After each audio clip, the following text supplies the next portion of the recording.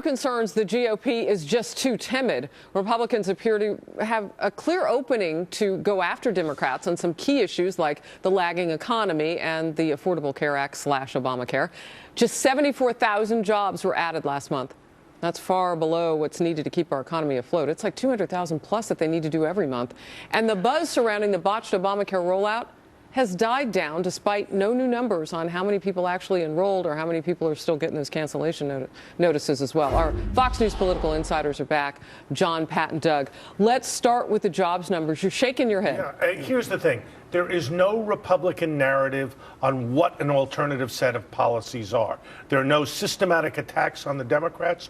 There's no sense of how we deal with issues like the minimum wage, unemployment insurance. It's all attack, compromise, and rhetoric that doesn't amount to much. Bottom line, Harris, the Republicans are not addressing the fundamental concerns of the American people, and the polls show it. All right.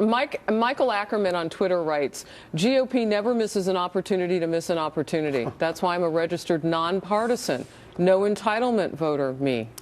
Well, just look at the numbers of what's happened in Gallup for the year. What they show, independents at the highest level. They skyrocketed in the fourth quarter. I don't know if we have those numbers, but I mean, it's amazing. Let's pop them up on the screen. They really are. This is really what the American people are reacting to. Look at this.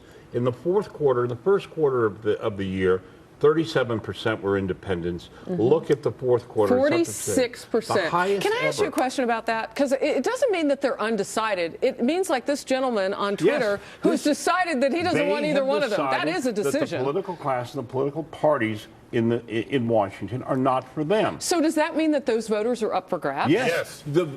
We have the vastest chasm open. I mean, the opening here. All right. Like the Grand Canyon for someone to come in both with real progress and programs and also to stand up against the corruption, crony capitalism, and this political self-serving government, which people overwhelmingly believe what it is. If Democrats are losing ground on some of the issues via Obamacare and others, John, did you hear what Pat just said? You've got the Grand Canyon opening up. Yeah, but not for Republicans, I don't think. Why? Because, I mean, they could have, and they still they could. Took a wrong turn. Yeah. Harris, they have no agenda. They have no ability to either empathize or do what Ronald Reagan did, what Jack Kemp did, which is to outline a pro-growth agenda that speaks to people's concerns about jobs, health care, the economy, and fairness. If you put those numbers up that we looked at, the Gallup thing, what happened was in the fourth quarter, it was the month of October, when the Republicans shut the government down. They went down in that month to the bottom they've ever been. And then Obamacare rollout took the Democrats down. And they're both down in Nowheresville. And people have said, I don't like either party. I want something different. Now, so what is the something different? The three of us for the last 2 years on this network have been saying this was going to happen.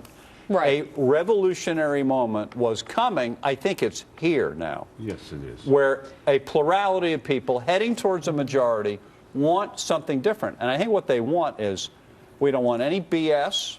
Okay, I'm writing this down. I don't want any negativity and personal attack, all this nastiness. I want to know what's going to give me a job, what's going to make my health care work better, what's going to take the fringes out of running the country. Pat does not agree with you. Why not? It's not that I disagree with the pieces. What I'm saying, you must start with something that says, I'm on your side.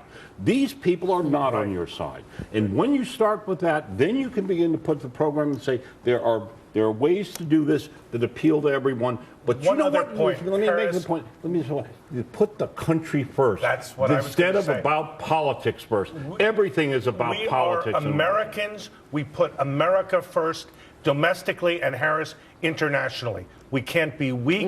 We have to pull together. We haven't done that. You know what's interesting about what you just said? That was so simple.